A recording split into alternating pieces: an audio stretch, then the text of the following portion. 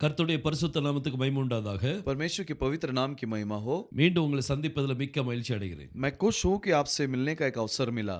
நம்ம இன்னைக்கு பூமியை பற்றி நம்ம பார்க்க போறோம். धरती के बारे में हम देखने वाले हैं। இந்த பூமிக்கு பூமிங்கிற பேர் எதுக்கு வந்தது? ये पृथ्वी को पृथ्वी ऐसा नाम क्यों आया? அத இங்கிலீஷ்ல எர்த்னு சொல்றோம்.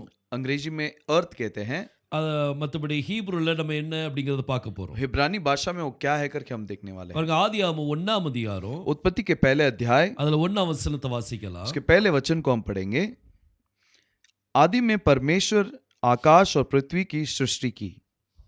பாருங்க, பைபிள் சொல்லுது, कलाम कहती है, ஆதியிலே தேவன் வானத்தையும் பூமியையும் சிருஷ்டித்தார். आदि में परमेश्वर ने आकाश और पृथ्वी का सृष्टि किया। இந்த பூமியை ஏன் உருவாக்கணும்? ये पृथ्वी को क्यों बनाना है? இந்த பூமிங்கிற வார்த்தையில என்ன இருக்குது? ये धरती के शब्द के अंदर क्या है? இந்த எர்த் அப்படிங்கிற வார்த்தைக்கு, ये अर्थ ये शब्द के लिए இதுக்கு எபிரேய வார்த்தை என்ன அப்படின்னா इसका हिब्रानी शब्द क्या है? எரட்ஸ் அப்படின்னு சொல்லுவாங்க. एरेट्स करके कहते हैं। எரட்ஸ் அப்படின்னா பூமி. एरेट्स का मतलब पृथ्वी। இந்த எரட்ஸ்ல மொத்தம் 3 எழுத்து தான் உண்டு. और एरेट्स में 3 अक्षर हैं। ஒன்னு வந்து ஆலஃப், एक एलेफ है, அப்புறம் ரேஷ், उसके बाद रेश அப்புறம் சாடே சோஃபேத். और साडे सोफेत। இந்த 3 எழுத்து சேர்ந்தது தான் எரட்ஸ். ये तीनों अक्षरों को ही एरेट्स बोला जाता இதுல है। அப்படி என்ன காரியத்தை கர்த்தர் வைத்திருக்கிறார்? इसमें परमेश्वर ने ऐसे कौन सी चीज को रखा है? இத நான் இப்ப ரெண்டா பிரிக்க போறேன் உங்களுக்கு. अब इसको मैं 2 भाग करने वाला हूँ। ஃபர்ஸ்ட் எழுத்து ஆலஃப் அண்ட் ரேஷ். पहला अक्षर एलेफ और रेश। இந்த ரெண்டையும் சேர்த்து வாசித்தீங்கன்னா इस दोनों अक्षर को अगर साथ में बोलेंगे அர் அப்படின்னு சொல்லுவாங்க. अर करके आता है। அர் அப்படின்னா ஒரு பாக்ஸ். अर का मतलब एक बॉक्स है। ஒரு பாக்ஸ் அர்ன்னு சொல்லுவாங்க. एक बॉक्स को अर कहा जाता है। அது ஏன்ஷியன்ட் ஹீப்ரு லெக்சிகன் பைபிள்ல, और एंशियन हिब्रू लेक्सिकन बाइबल में இதுக்குள்ள அர்த்தத்தை நீங்க பார்க்க முடியும். इसके मतलब को आप देख सकते हो। இந்த பாக்ஸ் எதுக்கு? ये बॉक्स क्यों है? அதுல ஏதோ ஒன்னு போட்டு வைக்கிறதுக்காக. उसमें कुछ तो रखने के लिए। அதுல ஏதோ ஒன்னு சேர்த்து வைக்கிறதுக்காக. उसमें कुछ तो जमा करके रखने के लिए। அதுக்காக தான் ஏதோ ஒன்னு ஆர்டரா வைக்க பிளேஸ் பண்றதுக்காக நம்ம வைக்கிறோம். और उसको सही तरीके से रखने के लिए उसे रखते हैं। சோ இந்த எர்த் வந்து, ये जो धरती जो है, இந்த பூமியில முதல் 2 எழுத்து சேரும்போது, और पृथ्वी के पहले 2 अक्षर जब जुड़ते हैं, அத அர்ன்னு சொல்றாங்க. उसे अर कहा जाता है। அதுக்கு பாக்ஸ்னு சொல்லி அர்த்தம். और उसे बॉक्स करके बोला जाता है। இதுல என்னத்தை சேர்த்து வைக்க போறாங்க? इसमें क्या जमा करने वाले हैं? இந்த பூமி ஒரு பாக்ஸ் மாதிரி.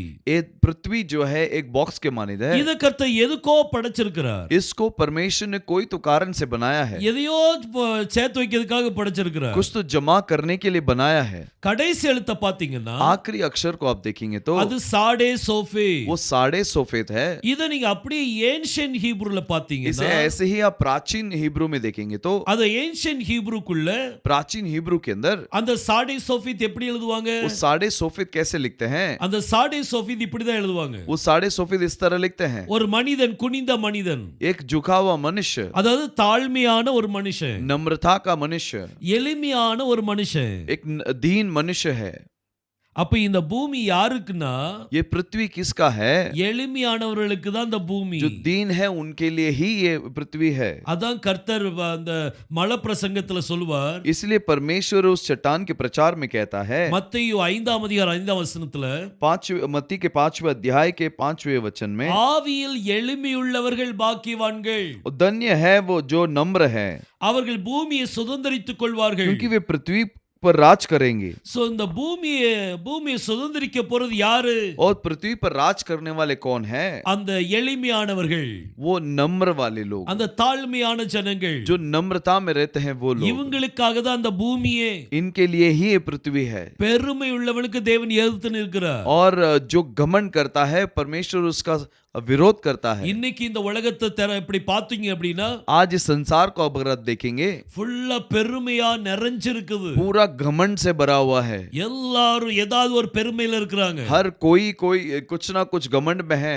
சிலவங்க பணத்தின் பெருமையில இருப்பாங்க, कुछ पैसों के घमंड में रहेंगे, சிலவங்க அத்தாரிட்டியில பெருமையில இருப்பாங்க, कोई अपने अधिकार पर घमंड से रहेंगे, சிலவங்க நான் தான் பெரியவன் இருப்பாங்க, और कुछ कहेंगे कि मैं ही बड़ा हूँ। பல காரியங்கள்ல இருக்கிறாங்க.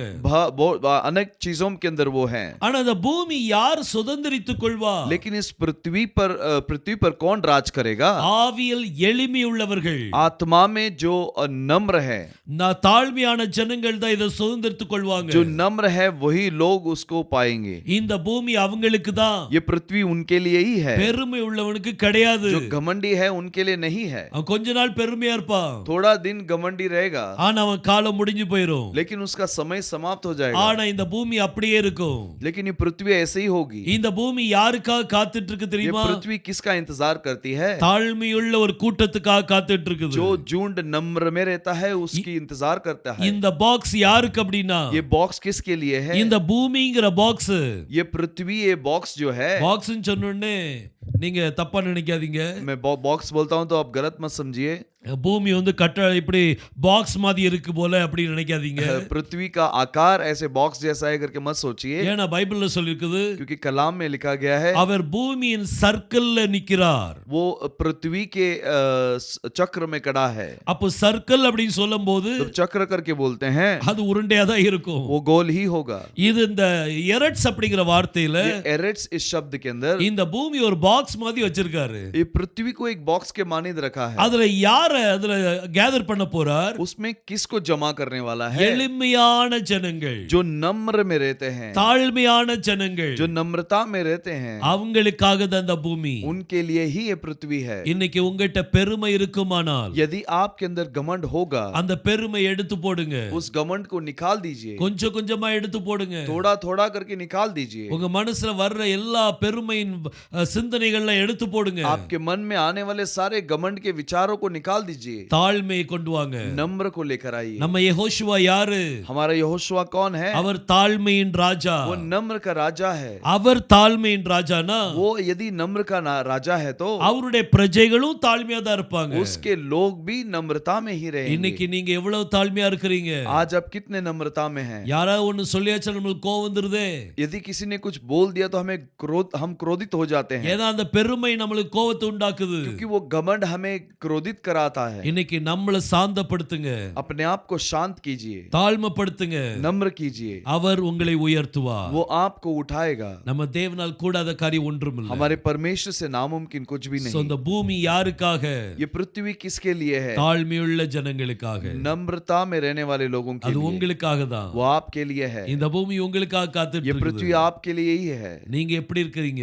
आप कैसे हैं? இல்ல பிரதர், नहीं भाई, இந்த காலத்துக்கு ஏத்தபடி நம்ம இருக்கணும். इस जमाने के जैसे हमको रहना है। அவங்க இப்படி இருந்தா நம்மளும் இப்படி தான் இருக்கணும். वो ऐसे रहेंगे तो हमें भी ऐसे रहना है। நம்ம காலத்துக்கு ஏத்தபடி மாற முடியாது. हम जमाने के हिसाब से बदल नहीं सकते। நம்ம கர்த்தருக்கு கணக்கு கொடுக்கணும். हम परमेश्वर को हिसाब देना है। அவருடைய சித்தம் எதுவோ அதன்படி தான் நம்ம மாறணும். उसकी जो इच्छा है वैसे ही हमें बदलना है। ஹalleluya, हालेलुया। நம்ம அவரை போலவே மாறுவோம். हम उसके जैसे बदलेंगे। கர்த்தர் நிச்சயமா ஆசீர்வதிப்பார். परमेश्वर जरूर आशीष देगा। ஆமென், ஆமென். आमीन।